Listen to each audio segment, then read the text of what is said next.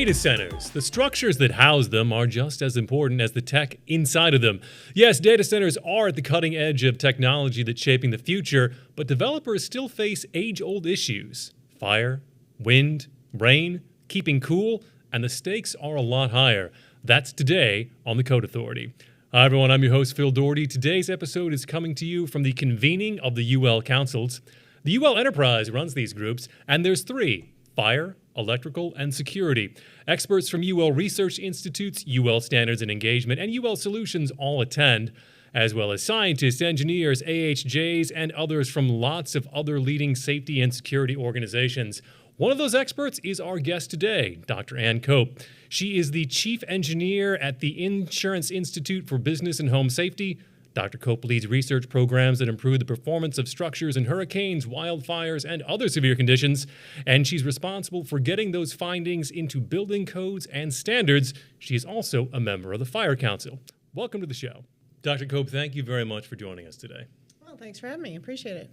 Could you briefly tell us how IBHS works with companies like UL Solutions and other various standard organizations?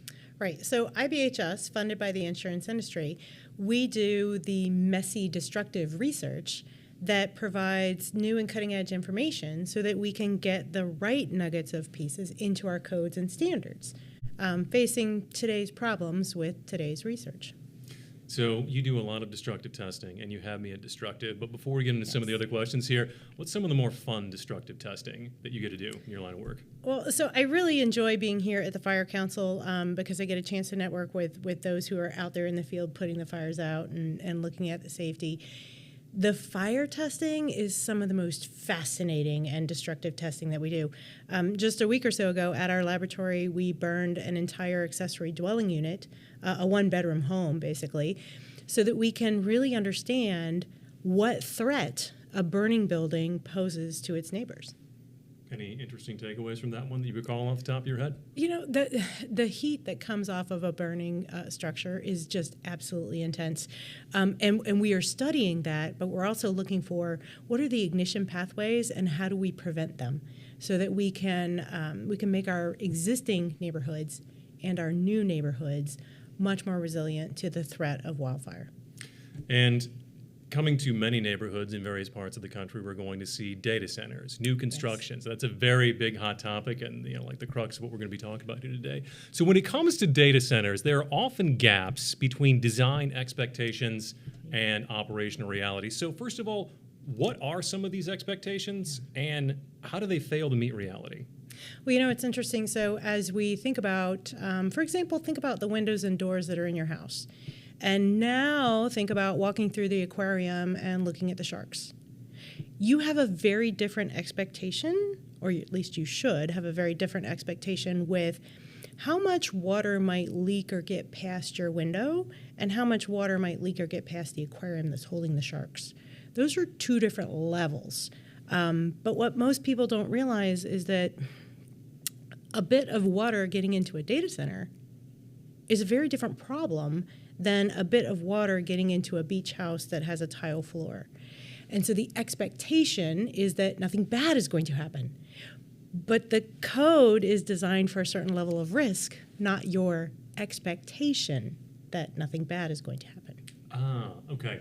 And would this be an even bigger concern in data centers that are going into pre-existing structures versus those that are being built ground up for the purpose of being data centers? Well, absolutely. So an existing structure was built with something in mind. The idea that it was going to keep out rain from a driving thunderstorm or derecho or a hail event, that's something that needs to be looked at by the engineers and architects that are revamping that building for a new purpose in a data center. Are there any specific insights that your teams has made recently that are shaping the regulations or the behavior of developers? Specifically when some people might think, we just have a regular window here, but maybe we need to be thinking what happens when, an entire aquarium worth of water would come through, so to speak. Right. So the findings that we have, we are getting insights out there just as quickly as we possibly can, and the real world moves at a pace that's rapid fire. So data centers are going into, I'm hearing that data centers are prevalent in Texas and Virginia, for example. Virginia has fairly strong building codes. They get an A every year in our Rating the States report. Texas, not so much. Texas has a patchwork of building codes. So as these buildings are being converted into data centers, particularly in unincorporated areas of Texas, developers need to take note. What was the building originally designed for? And how can you use some of the insights that we are putting out there on the website to convert an existing building into something that's going to be resilient for the very critical infrastructure of a data center? You mentioned that there are rapid fire developments, and anybody, of course, working in the data center sphere will talk about the speed at which everything is happening. Regarding risks from like the natural environment, what are some of the most prevalent risks that you can encounter or that people will encounter when they're moving really fast or maybe too quickly? Right. People often underestimate how much wind we get in a particular area. And the other threats are usually driven by wind as well. Wind-driven hail, wind-driven rain, wind-driven wildfire. The wind plays a huge role in all of those perils. People base their expectations on their own experience. So if you have ever experienced a hurricane, you're far more likely to understand the threat and know where it would be applicable. If you've never experienced a hailstorm or a tornado or a wildfire, which thankfully most people haven't, you think, oh, is it really going to happen here? And the answer is Mother Nature's been rather busy recently. Lots of terrible wildfires over the past years. The threat from severe convective storm is greater now than it ever has been, and hurricanes have not slowed down.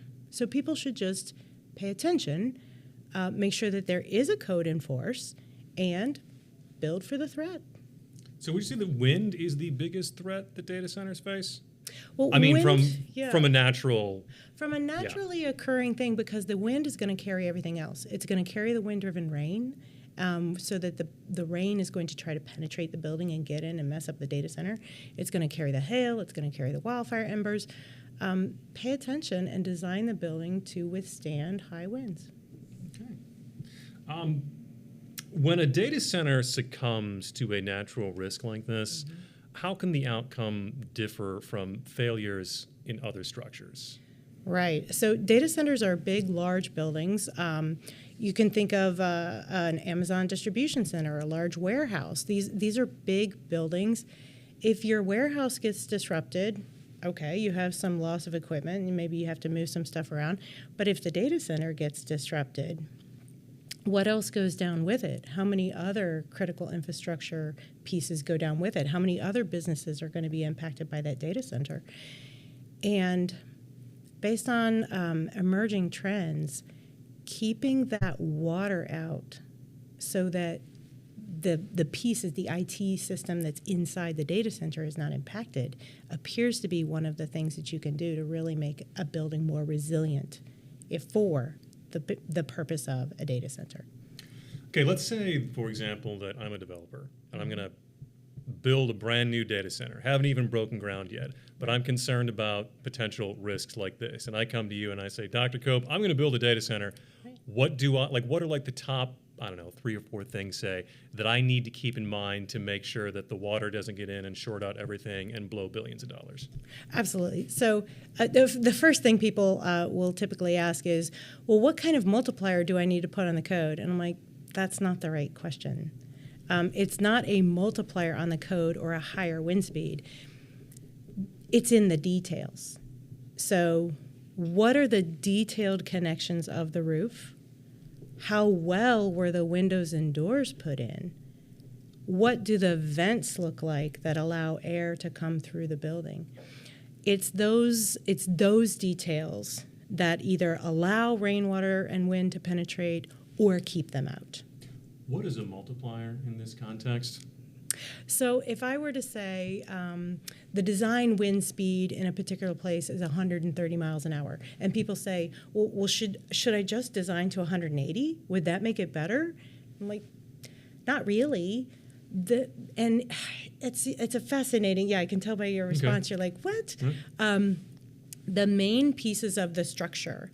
The beams and the columns and the design of the main skeleton of the structure, if you will be stronger if you design it for 180 miles an hour versus 130 miles an hour. But that's not the part that keeps the water out. The part that keeps the water out are the vents that allow air to come in and keep the building healthy, the doors, the windows, the small connection at the edge of the roof, whether or not that flashing is well connected or not. And those are the pieces that require extra architectural attention to detail. And they're not less, they are not as dependent on the design wind speed. They are dependent on the architectural detailing of them and the selection of the right door or window. Okay, so just because the building structurally is meant to take 180 mile an hour winds doesn't mean that all of the fine details are necessarily going to hold right there. Okay, so what else do I need to look for then in this scenario, like where I'm a contractor and I think, oh, well, 180 miles an hour, like that should have cut it, and it's not. What else do I need to keep top of mind when I start to dig into these details so that my place doesn't get blown out? Well, that's where you shouldn't have to keep track of all the details as a developer or contractor. You need to get yourself a building envelope specialist, because an architect or an engineer who specializes in that building envelope is going to know all the detailed pieces to keep the rainwater out. The skeleton of the building, think of it like a roll cage in your vehicle. The skeleton stays intact and keeps you safe, but the windows are cracked and all kinds of terrible things have happened.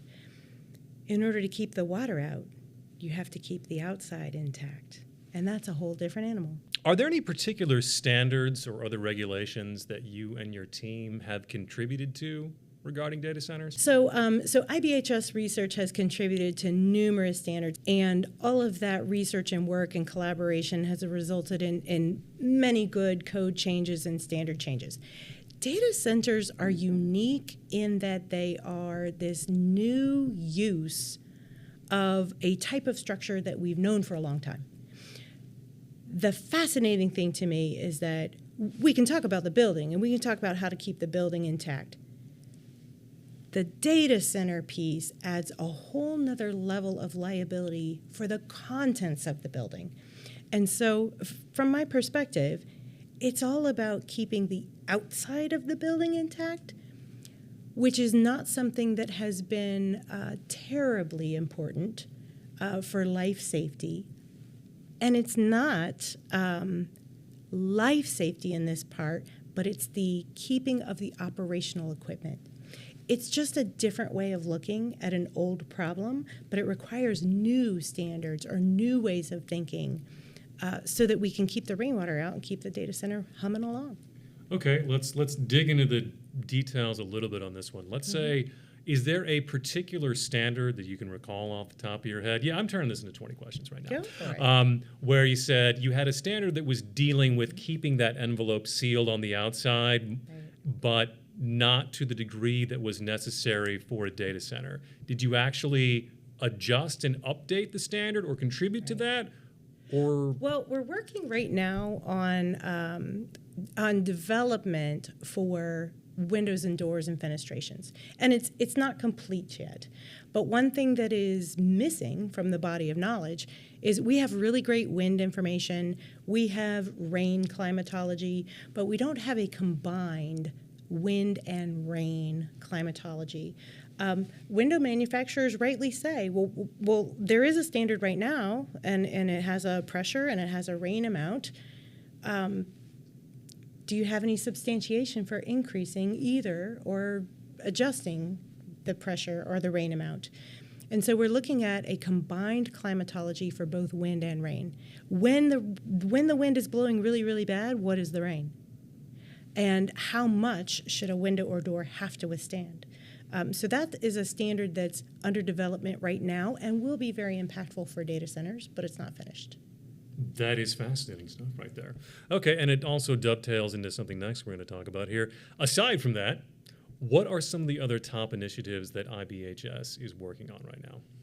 Well, IBHS continues to do a lot of work in the area of wildfire resiliency, hail, particular roof performance for hail, and we are always looking at how can we keep our buildings safer and more resilient from the threat of wind. Okay. You've talked a lot about some interesting things here, but what developments in the industry right now, like in the area of keeping the building envelope sealed in data centers, what do you find most interesting? Well, I find it interesting that we are repurposing old structures for a new life in data centers. And I think that requires us to make sure that we are asking all the right questions. Not just, can I use this building or is this building strong enough, but what does the building actually need to do in order for the purpose and use of the building to remain operational? And those are the questions that developers and contractors need to have front of mind. So if you're going to be repurposing an older structure for a data center, and let's say the structure, it had, passed all of its certifications and inspections for whatever its previous use was, then now we want to put a data center inside of it. Do you then have to revisit all of your previous approvals, or how do you do that when you say, we really haven't been building data centers yet, we're going to put them in this old structure? What are some of the questions that you need to ask? Right. At what level do you expect operations to still continue? How much wind, how much rain? What are you anticipating? What level of insurance do you have? And has that insurance carrier taken a look at your building and recommended some loss control or risk control options? Those are excellent things for developers to take a look at. And that would also then vary by region. I'm sure like a data center going in Florida near the coast is going to have very different requirements from one more in like the central part of the country that's not going to be seeing hurricanes. Absolutely. How long have you been on the Fire Council? I have been on the Fire Council since 2021, I believe. Okay. It all runs together. It's been a fascinating time. I've really enjoyed working with the group. Dr. Cope, thank you very much for joining us today. We really do appreciate you having taken the time. It was great to see you. Thanks so much. And that's it for this episode of The Code Authority. Thank you very much for joining us. We have lots more great insights on safety science and the built environment. Just check out our website, ul.com/thecodeauthority. Plus, there's a whole newsletter and community of inspectors, scientists, engineers, innovators, and a lot more. And of course, there's more episodes too. You can find us on YouTube, LinkedIn, and Spotify. That's it for now. We'll see you back here again later. This is The Code Authority.